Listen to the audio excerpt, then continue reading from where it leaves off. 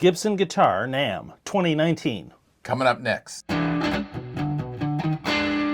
All right, Matthew, it's sort of our experience with the Gibson NAMM 2019 booth might be just a little different than others because we had a little bit of a video about the new executive team. Back in November, we critiqued the new executive team that came in November, and it was a little bit of a goof on them and whether or not they had guitar playing ability, and how we compared that to the previous executive team. And we thought, it might be a little uncomfortable if we ran into anybody like their CEO, James Curley, and he'd seen it. I didn't think anybody would have seen it. Yeah, but then we thought, well, they're running a big company. The little throwback Guitar Lounge YouTube channel, has James Curley really seen it? No. So we went there with that sort of, at least I did, kind of thinking that under, just back of my mind, well, maybe we'll see James Curley. What if he's seen the video? And I thought maybe we take it down. And then I thought, no, it's just a goof, He'll have a sense of humor, right? Sure. So we're there, and I see James Curley walk by. We're checking out the Gibson booth. I see him walk by, and I think, well, maybe I shouldn't talk to him. What if he saw it? So a little later on, you come up to me and you say... I say, hey, James Curley's over there. Let's go say hello. Yeah, you say, hey, you want to meet James Curley? And I said, hey, have you talked to him? And he said, and you said? No. So let's go over. So I said, okay, let's go talk to him. So we go talk to him. Matthew, you tap him on the shoulder. On the shoulder, and you say, hi, I'm Matthew Quayle. Myself, yeah. From Throwback Electronics. And he very sort of politely and kind of flatly says, shook my hand. Yeah. Well, hi, Matthew. Yeah. I had no idea who I was. No, Which is fine. I didn't expect him to. No, we didn't expect him. So, and then I say, hi, I'm John Gundry from Throwback Electronics. And he says, you guys. Hey, they did a double take on us. Come over here. I need to talk to you.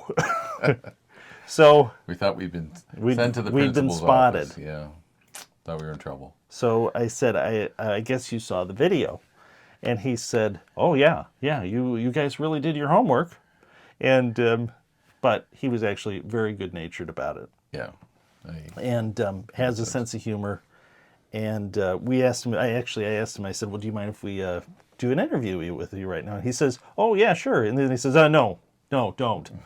Like videotape it. But he did let us ask him some questions. And I had noticed from the video we posted that some Gibson employees had posted in reaction to it that they were actually very pleased with the new leadership there. So I mentioned to James Curley, I said, have you found any difference in the kind of the mood of the employees, Company culture. And he said, yeah. I said, do you feel you've got like a relieved workforce?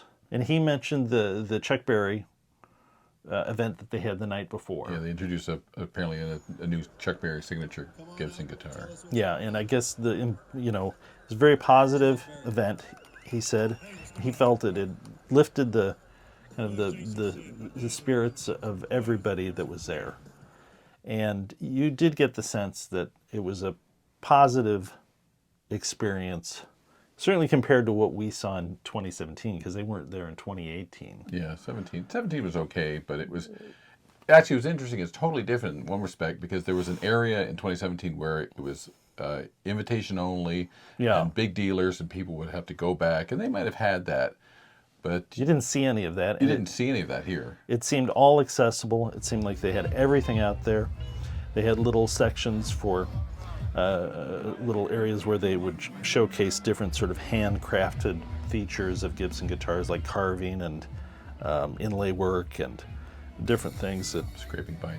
Scraping binding. So they were emphasizing kind of the handmade aspect of it, which they should do. It seemed like an open, accessible, positive place. Mm-hmm. And you did get that impression, and James Curley seemed to confirm that. I agree. And I think, the fact that they've got someone there that's good-natured, had a sense of humor about what we did, certainly, and that's got to rub off on everybody working there. Oh, yeah. It seems like a good sign. So we had our little talk with James, and he was very gracious, and I said, hey, well, can we get a photo of you with Matthew? So he said, yeah, sure. He said, well, let's get in front of the guitars, and He posed a victorious pose with you, Matthew. James Curley seems like a good guy. Yep. Very positive experience there. I think good news for Gibson. Well, I guess it's good news for Throwback, right? We got the Gibson CEO watching our parody video, goof video on him. Which I didn't expect, but No. All right, Matt, we're breaking into the show just for a second here. Breaking news. important stuff here. I was doing a rough cut of the video. Your daughter's in the office here right now. Snow days. It's a snow day, and she noticed something important that I think we need to mention. What was that, Matthew? Well, she noticed that I have the exact same expression on my face when I met Gibson CEO James Curley as when I met Tigger at Disney World in Florida 2 years ago. Let's take a look at that. Okay, Matthew, it appears to be true. How can you explain this? What's the big deal? What, meeting Tigger or meeting James Curley? Well, both. Okay, I'll accept that. Back to the show. Now let's talk about the actual guitars. Okay, Matthew, at the show, kind of what I was looking for right off the bat is, did they have Les Paul Jr., single cut and double cut? I guess you had a chance to play one.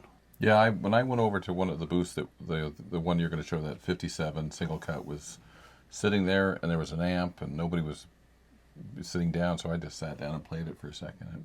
It felt really nice. Yeah, Nice it has the VOS finish, which I'm not real partial to, but it does kind of give a vintage look to it. Neck was sizable, but comfortable. Yep, it wasn't crazy And huge. I've got a vintage 59 Les Paul Jr., and the double cut seemed in line with that.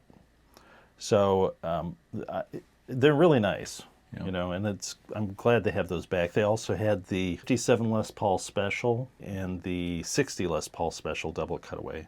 And I think that for the single cutaway juniors, the 57 is a single cut, and they're calling the double cut a 58 instead of a 59. The other thing I wanted to find out is they had announced that they were going to change the specs of the SG Standard to have an ABR1 bridge and also offer it with a Maestro tailpiece option. And they did have that. I checked that out. I did find it interesting, though. It does have an ABR1, but they still have the Nashville style post anchors, that metal anchors that go into the body. Maybe they have to distinguish it from the reissue a little bit. It's got the ABR1, but it still has that non-vintage detail to it. Maybe I don't know how big a deal that is, but I'd kind of like it if they did have just the post going into the wood rather than that metal anchor. They also have I think this was a new introduction. It was the 64 SG reissue with Maestro. And instead of previously they had the 61, that's the stop tail. That looked very nice also, and that's one of the guitars that is missing from my lineup of guitars is an SG. I need to get one at some point. I do have one. I've got the early 70 is sort of the fabled Angus Young one. I've got one of those with a broken headstock that's been well repaired, but that's my only SG. So I probably ought to have another one. Do you need one? Oh, yeah. If you get one, I need to wait 2 years and it'll be up for sale probably. No. I wouldn't sell that. No? No. Especially that faded cherry finish. Those Do you look ever very buy nice. anything deciding you're going to sell it when you buy it? No, of course not. No. Okay, so it probably would be available 2 years. So those are some of the electric highlights for me. Did you take a look at any of the custom shop Les Pauls? I did. They had a 60 and a 58. Yeah, I was admiring the look of them. I thought I wasn't studying them that closely. Oh, I should have maybe looked at them a little more a new addition. critically. A new addition to these is they say they're using Lux Bumblebee capacitors. Oh, that's right. Yeah, there was a little sort of hang tag. Yeah. And vintage taper pots, potentiometers.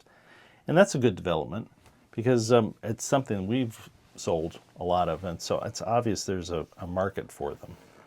And Donovan Whitmore at Lux Capacitors makes really nice capacitors, so good for him. And I think ultimately it'll probably just lift awareness of the benefit of it, and maybe we'll see a little bit of interest from what we make.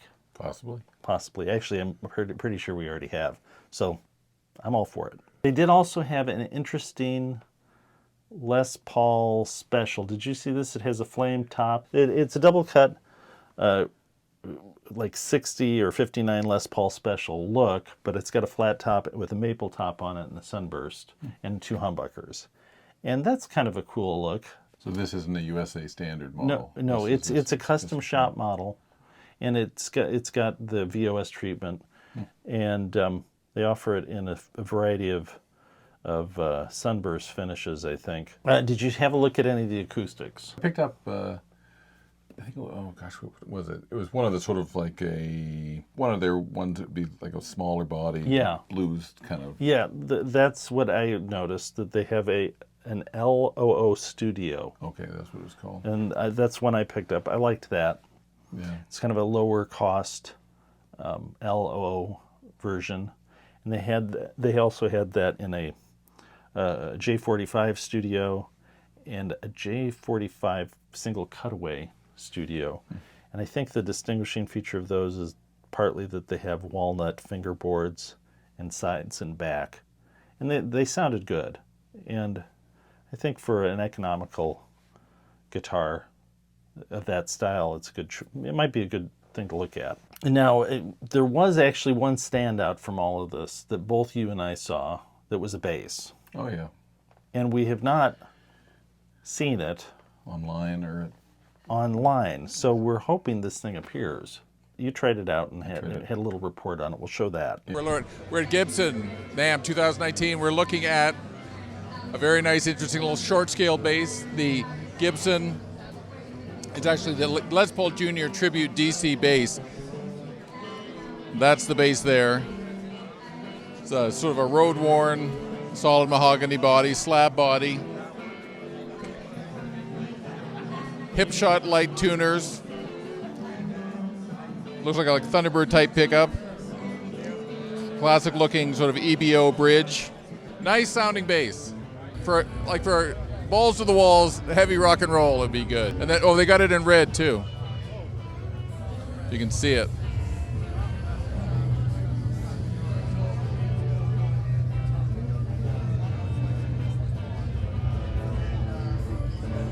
Pretty cool. Very nice little bass. Short scale bass. I like short scale basses. Simple single pickup. Yeah. I hope that comes out. I would expect it to be a very nice price, and it's just the right size, I think, for the guitar player wanting to play bass. I wonder if it'd be under. It'd probably be under 1,000, I bet. I would think so. Yeah. Yeah, but we'll see. They did have entertainment at the Gibson booth. Mm-hmm. Big stage. First time we stopped there, they had a interestingly vinyl or latex clad female DJ that had a guitar on her. She had a guitar. It was a lot of samplers or synthesizers. Yeah, there wasn't much guitar playing going on. It did sort of encourage me to want to buy a guitar, strangely. I don't know if that's my imagination. But it seemed like an odd choice for... First date NAMM. Yeah, but, they were trying to have an event.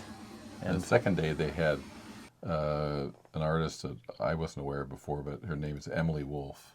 And I think she's from... Yeah, she was good. Austin, Texas, a little 3-piece. Yeah, did you agree she was pretty good? Yeah. No, that was pretty impressive, actually. Good guitar player. And, they were playing Epiphone. Yeah, and at the end of each day at NAMM, Gibson gave away a guitar. And we thought, the perfect end to our James Curley meeting would be that they give us a guitar. And we call him up on stage, but it didn't happen.